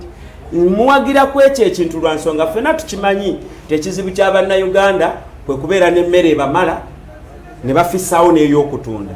Kati wano mu Buganda ng'ensuku ziweddewo nga muwogo naye alina ebizibu bye ne lumonde. Upland yali solution y'amaanyi nnyo. Biki ebyatuuka ku Gilbert Bukenya? Okay? Boss we yamuyambako complimenting okudelivering, because what a leader does is to give you synergies for you to deliver on his behalf. Gilbert Bukenya kyatuukawo kitya byagwerawa. So eno regime muganda wange eya President Museveni gwe byonna byonna byolaba ebibi, it is by design. Okubeera nga oyimbye industrialization okumala emyaka 15-20 naye nga unemployment ekyasigadde nga bwe, it is by design. Okitegedde? So nze sigenda kubeera wano, sigenda kulya bigambo byange. President Museveni ekirungi tusisinkanyeko n'emimugamba point blank. I think 33 eri Uganda teri accurate. Wandikoze ekya President Nyerere kye yakola nga atambuza kino kiprogulamu kya Ujama. Nuwetondera bannayuganda mu bye naleeta manga za shifting a 10-point program 20 kakati ali mu miyoga biki yatusayiningidde oil deal nge Tanzania gwagisayinze naye amaze n'okufuna sente zigenda compensating abannanyini mataka. Project gyegenda okuyita wane ebyawano bya kyama biringa yirizi bitambulira mu ngoye munda tetugenda kubimanya. Now you think I have the audacity to sit here ngambe mu President Museveni si kyekizibu then someone else kyekizibu. Era ngabwa ayogedde abamwetolodde bani abamwetolodde asooka ye muganda we Salim Sale, mukyala we nyina yali wano, owokubiri mukyala we Minister wa Education, owokusatu mutabani we ye Indoza ye nanyini UPDF. Okay? Owokubina mukodomi oba muganzi ani Kuteesa. Kati really when you have those topmost confidence ole mwotya kati tugambe mu bano bannakiwala kinja babadde mu DP bebetolodde President Museveni bebamulemesa and you think the public will understand you? No. President Museveni bwe batuula ne abalina obuyinza mu Uganda, Salim Sale, Museveni, Kuteesa, ani Muhoozi Kainerugaba ne mikwano gyabwe be basoma nabo be balya nabo Ishabwe, that group we batuula ebibavaamu is the poverty project.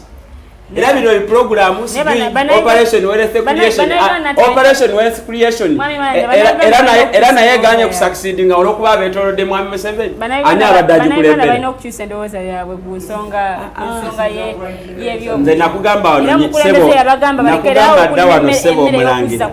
nakugamba dda wano sebo omumbejja very soon President Museveni agenda agamba one of the reasons agenda bagamba ekisiikirize kye, one of the reasons lwaki Uganda ekulakulanye is the mindset of this person who is following his own shadow. Very soon President Museveni is going to be casting his own shadow. Olw'ensonga nti he has had the opportunity, of course tulabyeko abakulembeze, given the similar challenges and equal opportunities bonga ba breaking through. Hakati baga nti mindset change President Museveni nazo atugamba mwenga tuweba tekyakutuuka togula mpya temako ku kigere kikendere kifitinga muki akati bataddewo emyogo egitaliiwo operation wealth creation nga muganda we yagirina egudde. Now we need to change our minds. Tutandika okulaba esaati ya muganda wange nti kati ya green. That's what they are telling us. to imagining nti tukuse nenga tuli bayala. That's the mindset you are telling us. Abaana baffe basoma in reality nga bali kusomero bawummudemu. That is the mindset change you are telling us. It's not going to work. Actually, people who must change their mindset are our leaders. President Museveni number 1, President Museveni number 2, President Museveni number 3, 4 and 5. Okay. He must change his mindset. Oyo ye mwami Mayanja ensonga ya speakership race nga tugitadde ku mabbali atugenda kwa tutulira ensonga ya babaka ate abalayidde mwami Segirinya yalayidde wakati mu bugubi obungi wakati mu kuba nti abadde mulwadde yasobodde okujja n'akuba ebirayiro bye ababaka bonna balayidde ebitaano abiri mu omwenda era ng'okulayira kwakomekerezeddwa ku lunaku olw'eggulu n'ababaka abo ebitaano abiri mu omwenda era ng'okulonda speaker kugenda kubaawo ng'ennaku z'omwezi 24 omwezi guno gwennyini gwe tulimu speaker agenda okulondebwa tumanye oba mwami Ssemujjunganda yakitwala oba mukyala Rebecca alitwala Kadaga bwe kinaba kize nga omu kwaba babiri kubanga tusuubira egenda ku announcing omuntu omu naye bwe kinaba kize nga mwami Oulanyah gwe basimbyeko omugongo mukyala Rebecca alitwala Kadaga najja nga ali independent ebyo nayo tujja kubanga ate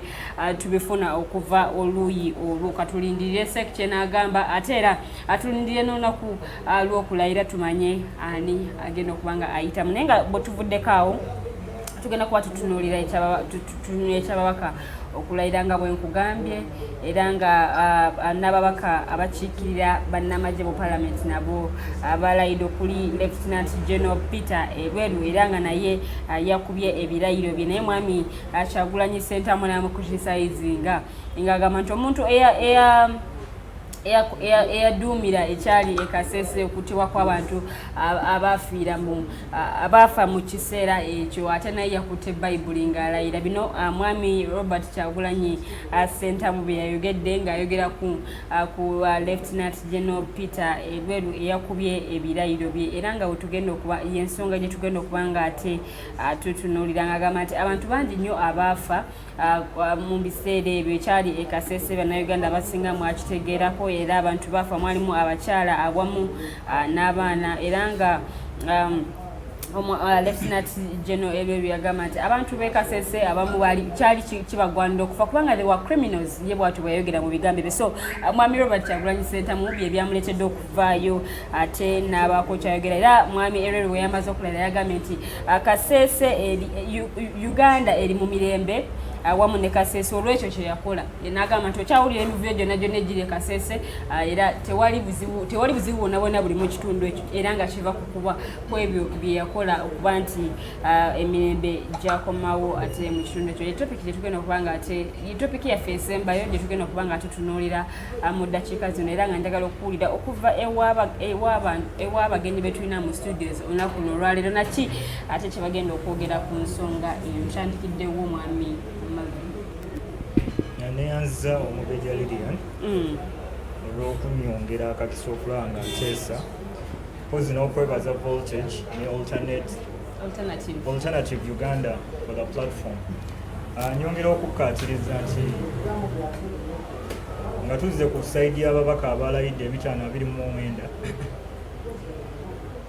sinnamanya kituufu naye simanya oba this time round parliament egenda kubeera vibrant kuba kati parliament y'omulundi guno nze am emphasizing it ndabira ddala terina makulu era singa nze nali oyagala ejjibwewo terina makulu lwaki okiresebwa otyo nti terina makulu mbadde ntegeeza nti sigenda kulaba I don't really see the importance sisuubira nti egenda kubeera vibrant nti abaka bagenda kuteeseza abantu ba wansi sikiraba ekyo batono nnyo ate nga n'abatono b'ensuubira nabo bakadde example nga bajeno Moses Ali abantu bwe batyo abasinga obungi abayingidde bavubuka n'abavubuka ate balina some other interests zaabwe endala either yayingidde mu parliament for further studies ayagala kweyongerayo kulaba ng'asoma ngeno bwafuna akategeeza bayingidde sikuweereza bannayuganda sikuweereza kankyogere bwentyo like when it comes to leadership you're supposed to serve above self weerekereza gwe n'olwanirira omuntu wa wansi so sirabawo mukisa nti this time round egenda kubeera so vibrant tewali mukisa gonna sigulabawo nze nga nze. Tutunuulira Kyamwami Kyagulanyi kyayogedde yagambye nti as Lieutenant General Elwelu and several known criminals swear in on the red carpet, innocent citizens like the likes of Nubian Lee and Dog City are languishing in Kitale while many others are being tortured in safe houses. Gwe kino kyogerako ki? Ku Kyagulanyi kyayogedde nze sikakasa era waliwo yavuddeyo n'agamba nti Uganda tetuwamba abantu bonna bali mu makomera aye bakimanyi. For example, like we all know where these people are. Bali mu makomera omuntu gwe bawambye listi y'abantu abali mu makomera yafuluma omuntu nengera waliwo abataliiko obuvunaanyizibwa bwa poliisi okunoonyeza bagamba nti for example nze omuntu bwampaapoliisi bwekugamba nti nze ffe tetubayina era bavaayo ne boogera CDF yavaayo n'ayogera n'agamba we have them tubayina olw'ensonga ezimu kuba kati bwekibanga misango kusanga na ataya y'amagye bwe tudda mu tteeka kye ligamba era obunaanyizibwa court martial. So CDF yavaayo n'ayogera n'agamba nti tubayina. So omuntu gwe bawambye yoyo omuntu gwe batamanyi akola ki gyali naye if you know where someone is baba tewambiddwa naye ali mu komera ali mu kuwera ennemba n'emisango egimu egyamuggulwako oba mituufu oba mikyamu.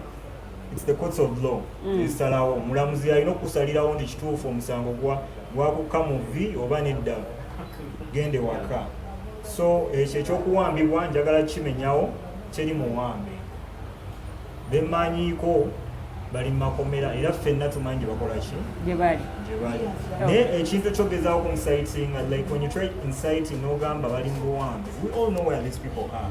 Bobby Kejini amanyi abantu gye bakola ki kutandikira ku Edi Mutwe Nubia n'abasigadde anti abadde acriticizing ono eyakulira ekyali ekaseese okufa kw'abantu ekaseese abamu afiira abaana abamu ne bakwatibwa ne baggulwako emisango gy'okulya mu nsi yaabwe abantu abasoma mu 15 gwe yabadde acriticizing nti bwabanga naye alayidde ng'ate akutte bayibuli ekyokulayira tteeka like you're supposed to bofuuka omubaka wa parliament kuba ye is a UPDF representative bwe yafuuse omubaka wa parliament era nabo baaliyo nga balonda era ne bakola ki ne bamuwa akalulu.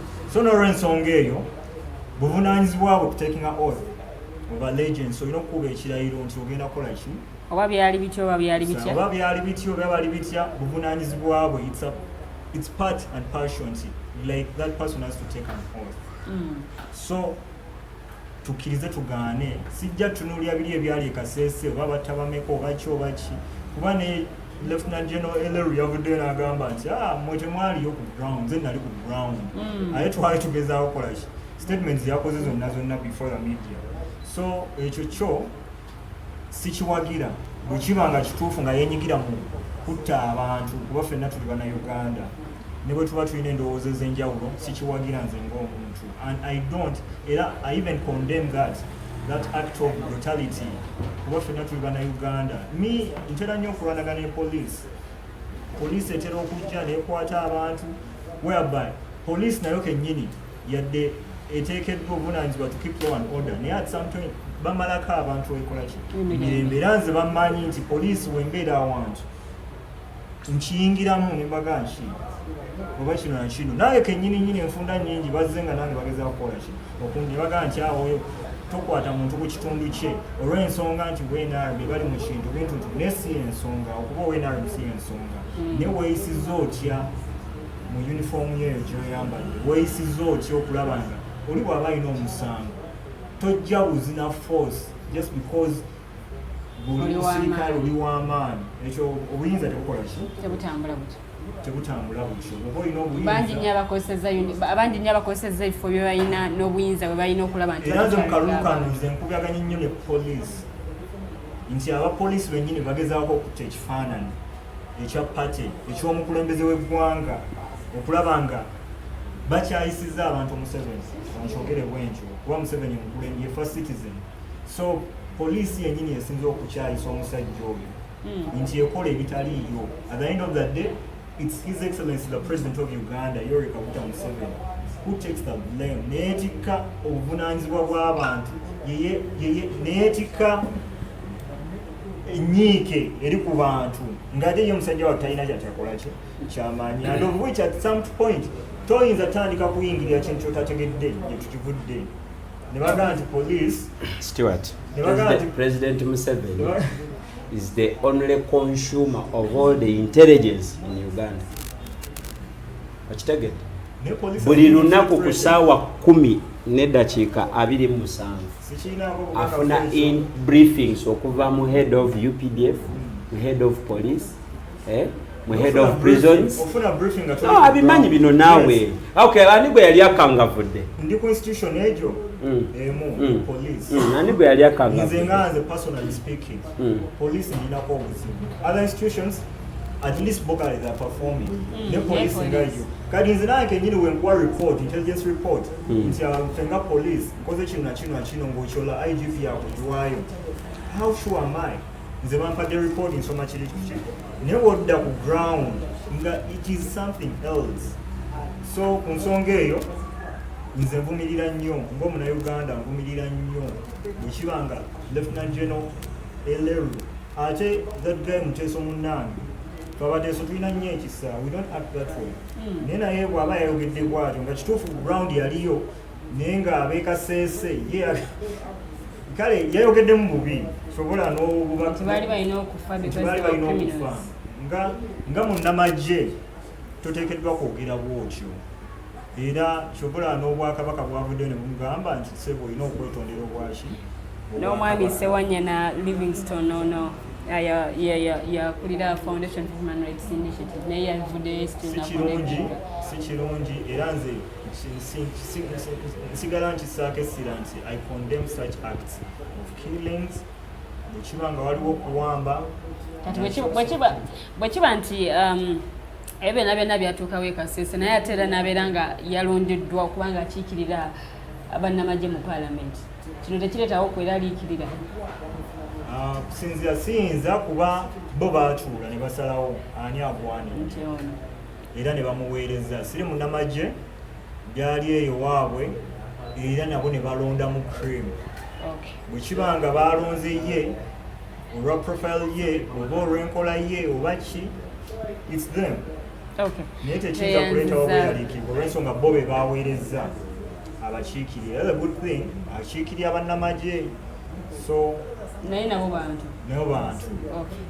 Toyanziza nnyo mwami Marvin kanzireko obuuyi buno ewa mwami Mayanja Robert ku bino mwami Kyagulanyi bye yayogeddeko ebyokuba nti omwami ono yalayidde naye nga bannansi omwami omuli Nubiandi omuli Edimutwe n'abalala bangi bavundira mu komera. Kyagulanyi lwe yavuddeyo okwogera lwaki yayogedde lwaki tayogera nga Museveni alayira abadde mu parliament kipya kyawe ekiriwo abadde mu parliament erimu amagye lwaki bwe yali mu parliament teyakozesa platform eyo n'avumirira ababaka abanamagye okubeera mu parliament kati eri constituency bwe bayalonda erweru Kyagulanyi bimukwatirako bw'abanga ya missing opportunity nga bw'aba akyalina byayagala mu parliament anoonye constituency weziri biri ebya president. In fact Kyagulanyi atugamba oba president yali miscalculation interest yange ekyali muki mu parliament ali concerned nnyo mu parliament that he doesn't even recall that once upon a time yali mu parliament ayina babaka talina be yaweereza ababaka buli omu yagenda Honorable Betty Nambozi ani neka naawe Honorable Medadi Lubega Sego wow ono webisiro gwemmanyi ono wewumakindi akugambye nti ne Ssewanyana ali bibi ayinayo bano wamanga ayinayo Hirudamani ayinayo Hirudamani Geoffrey Lutaya mumanyi Segirinya Muhammadi yes or no Segirinya bano si bapya mukana akazannyo. We know where Segirinya was in 2011, where he went in 2006, what happened in 2016, then suddenly metamorphosing into where he is now. So what makes you think that the trend has stopped?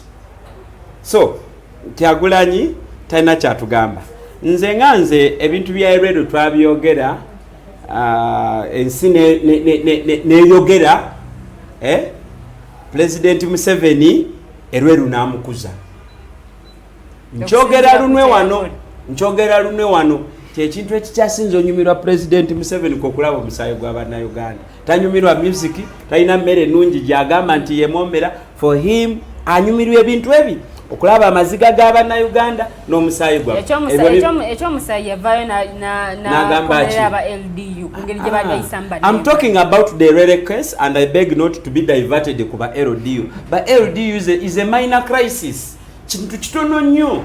Of course n'aba LDU tosobola kutuma mpisi. Mbebeera nankulu wa Rufula. Aba LDU banaku. N'ekibatwala okukola ebyo ebirimu basula ebweru nnaku. Kati obasubidde mwe muyine inene zi tablet mutambula mwekuba Snapchat LDU hakulekere simu y'emitwale 8 mu Uganda muno no kutoletanga debate za LDU nga togera ku nsonga ziri serious. Back to the issue of Kasese. LDU yali deployed by the commander in chief. Instructions zali clear nga bwe twakikola Erwero bwe tukikola ne Kasese nga bwe twakikola Eteso okiwulira Emukula bwe tukikola ne Kasese nga bwe twakikola Nakyoli bwe tukikola newa and President Museveni mu bakada balina mu UPDF Erweru is one. Erweru y'omu kubo yategedde bulungi ennono ya NRA okiwulira. The force is the National Resistance Army. It is a force to resist any Uganda nyakon afuna n'endowooza yonna eyoku opposinga establishment ya Museveni. He becomes the enemy of state.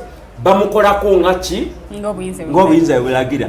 Nze nsasira abantu b'e Kasese abakafiiramu bino ebintu tebisaana kusekeramu because nze nina omukisa nti naliko e Nalufenya batujja Katonga Kasangati ne batuvuga paka Nalufenya n'ensisinkana one on one n'abantu be bayole Kasese abakyala abasajja abakulu n'abaana nga bali mu busibe obutaliko direction toba bali ku limandi oba bali ku ki nempuliriza experience zaabwe mu 21st century kyasembye kulabika Kasese nga amaje agalina flaga ya Uganda gayambudde abakazi abakulu engoyi ne gabasimbye ennyiriri n'abaana baabwe nga tebasosoddeemu balenzi n'abawala ebifaananyi ebyo buli abadde mu Uganda emyaka 5 emabega yabiraba ne bambula abantu ne babeebasa mu ttaka nga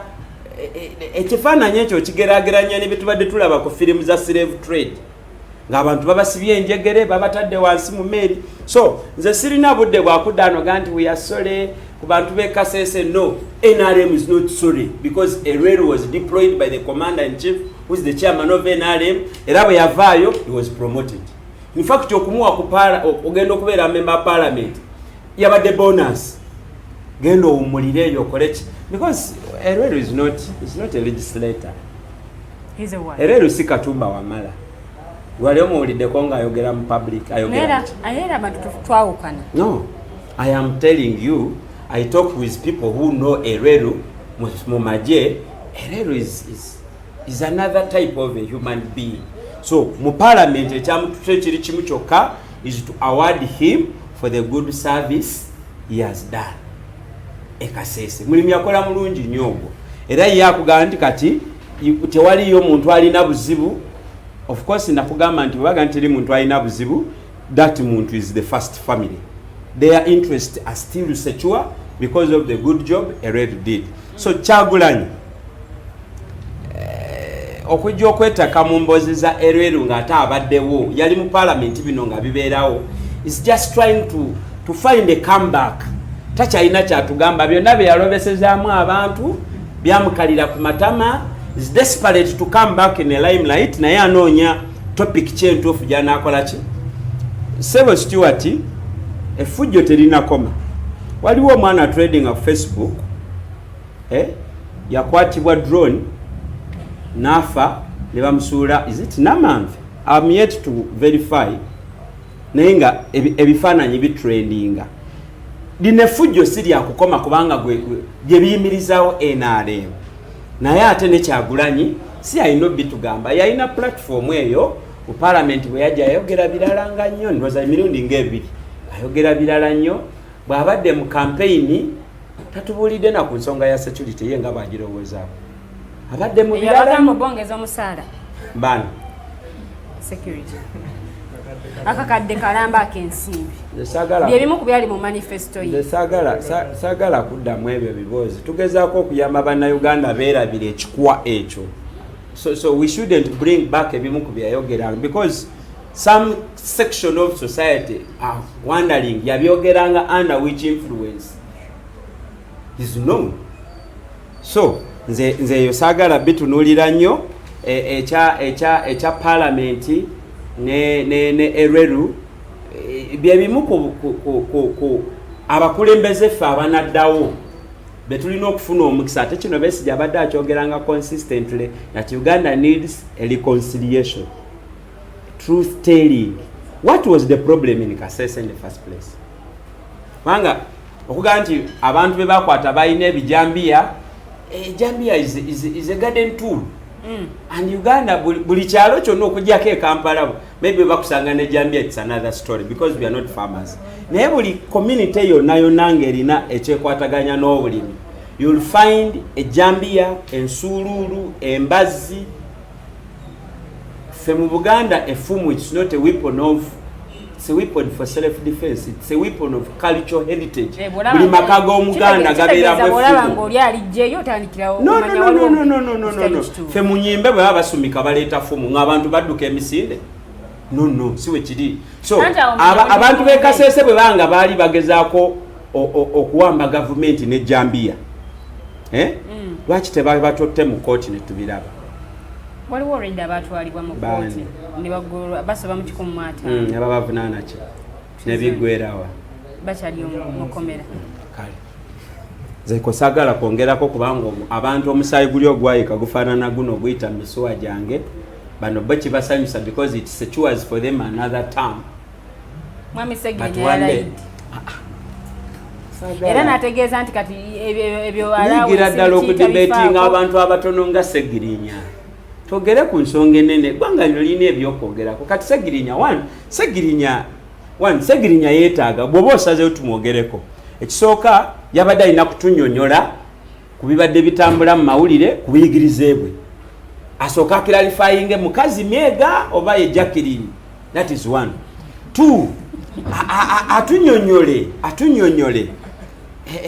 kijja kitya nti ate waliwo omuntu omulala claiminga empapula ze kuba yagamba zeezo ne Electoral Commission yajja nemuteeramu stamp ze zino ze twafuna era yoono naye Segirinya nze nga abadde amulaba mu kanso ya KCCA okumala emyaka 5 nabagamba wano nti yali wakugobwa mu kanso kuba yamala entuula 6 ordinary sittings 6 nga tali mu kwanso nga teri amanyi gyali era nze nkimanyi nti emirundi Segirinya gyayogedde ku floor ya KCC nga kansala tegiwere 3 ntegerekese naye ate abadde amanyidde laxteri mu KCC lwansonga babadde bakansala 3 ng'osobola okwogerera wiiki namba tewali ayomba kati agenze mu lukiiko lw'abantu 5 maximum ine eddakiika 3 Segirinya tamanyi luzungu okitegedde waliwo omubaka eyatuga nti Segirinya bwe yava ewaabwe ekaddugala omulimu gwe yasooka okukola gwa kuwagala bwambe busalambizi kakati bino byeyagenzeemu bizibu era ekirumiriza nti byeyagenzeemu bizibu yatuga nti ez'emmotoka emiliyoni 2 agenda zigabiramu ki abantu mu amaka muki kakati nze manyikawo empennonso okuva gyetandikira paka gyekoma ninayo amaka gange gesagala kwogerako nnyo. Segirinya miliyoni ze 2 tezisukka tezimala mu luka gwa Keti Farao ezo ze nyumba 2 ku mitwalo 10 tebimala mu luka gumu ogaseko n'omusala gwafuna omusala gwafuna Segirinya alina ennaku nyingi nnyo tasobola gabako yadde siringi 10 tasobola kakati bino byatulimba mbwagenda kubeera n'akamotoka akakadde alina ebimuluma byatatugamba atugamba mbu ekibumba kyekizibu naye ate atambulira kuki ku kuraki z'abalema ndowooza ekibumba kyayingira magumba no bw'oba onafuwa ate bakuwa wheelchair anti kati alabika obunafu bwe tebunatuuka ku naye ate bwe yabadde agenda ku podium y'okulayira kuraki yazeerabidde kati ono kandolindo liweetiwo wa 2021 mission 2020 Joel Ssenyonyi we bamuyuza fulayi y'empale naye naafuna kuraki Kyagulanyi bamukoba empi bbiri aba military neerabira nti jango botu tosobola zambalanga ng'ensigo bazikutteko so ebyo babadde babikola bano abalenzi eyo ye design yaabwe ya politics ate nafaana e Buganda ne tubakuliriza nnyo obwana bwaffe omwana w'omuganda naye Kyagulanyi Segirinya yeetaaga abantu abakulu nasanyukidde Honorable Ssenkyanjo yakutteko ono munnamawulire ani owa Kawempe South n'agezaako okumuwa insights mu parliament era bwe yabadde alayidde Honorable Ssenkyanjo yamusindikidde message namugamba nkulabye ng'olinnya amadaala ga parliament ne mukyalawo ekifaananyi ekyo kimpadde essanyu era okulayira tukuyozaayoza naye eno y'entandikwa y'olugendo olusinga okuba oluzibu okitegedde nsabayo Katonda omunnabyabufuzi omu atatya kuswala atutuulizeeko Segirinya etali abalaba amuggyemu ekyalo amwawulira wakati w'olukiiko lw'erosi wano olw'omuluko lw'eggombolola olwa district ne palamenti emmotoka eno teeka era eriko n'ebibonerezo singa Segirinya avuga akamotoka kaako akatambula kapipira emabega kalimu n'ebiku ne bamala bamutomerera ku Northern bypass insurance temusasulira Segirinya agenda kuleka sente za insurance ennyingi bwe zityo mwatambulire mu kamotoka akakadde bulenzi mwe bwe muba mufuulinga abantu waliyo abantu abagatta ebintu bino ne tubyawula Segirinya nze nga bwe mumanyi obulungi olw'okuba nti alina badeni y'obutali buyigiriza ate nga naye akimanyi naye ng'ate ali desperate okwogerako eri abantu ayinza okuba mu parliament tajja kukola bulungi naye nga mu balonzi ajja kukola gwe si gwe mulimu gwe bw'aba ayagala ayingire Red Cross waliwo ebitongole ebikola emirimu egyo egy'obwannakyewa charity ajje mu Sarah Kanyike Foundation twagala bavolontiira naye parliament y'abantu twagalayo ensonga eziri serious sirina na byakusiibula nga debate egweredde ku Segirinya oyo mwami Mayanja mwami amabi nawe sibula batulaba ate obudde butuliridde empinga nyongera okwebaza aba Chestesi aba Alternative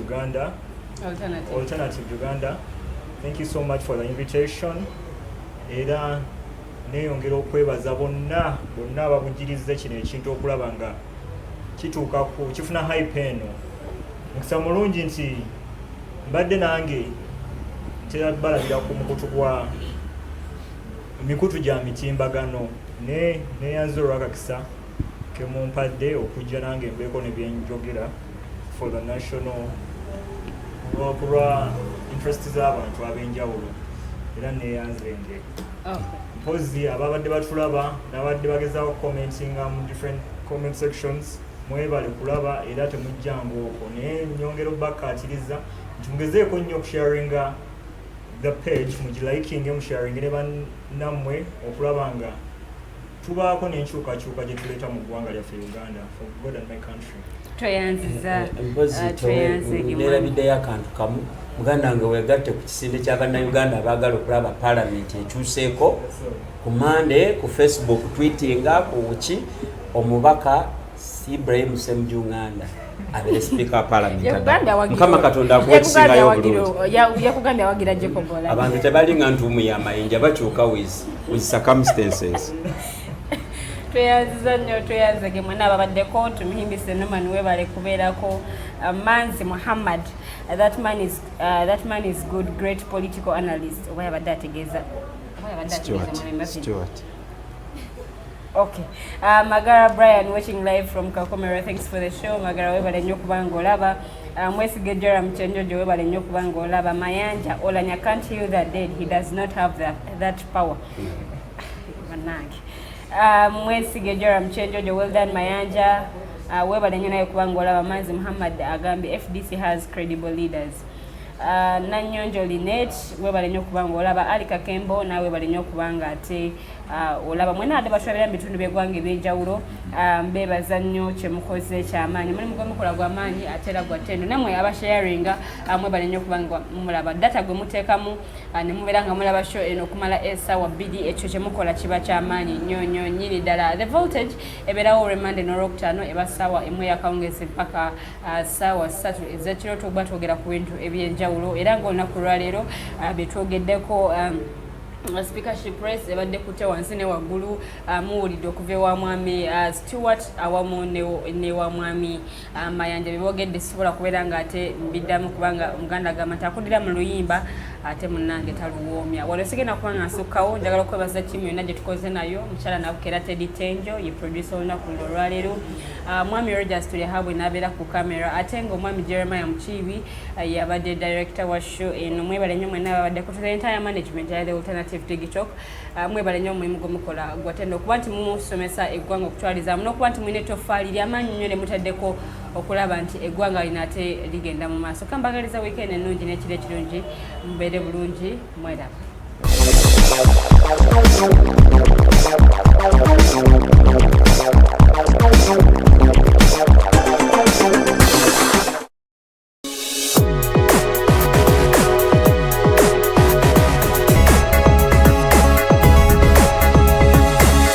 The Alternative Dig Talk. Real issues, real talk.